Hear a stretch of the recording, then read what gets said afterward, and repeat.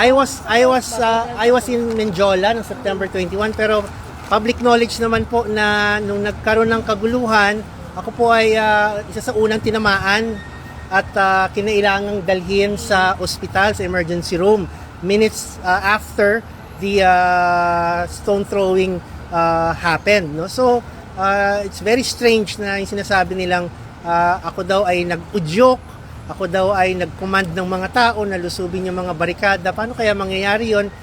Dinadala na po ako sa ospital nung mga panahong yon.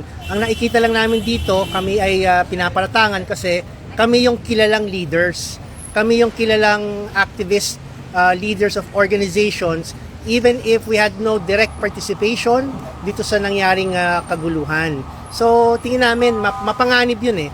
Kasi nga panakot yun sa iba pang mga student leaders, sa iba pang mga mamamayan natin na huwag na kayong sumali sa mga ganitong protesta kasi baka kasuhan din kayo ng pulis.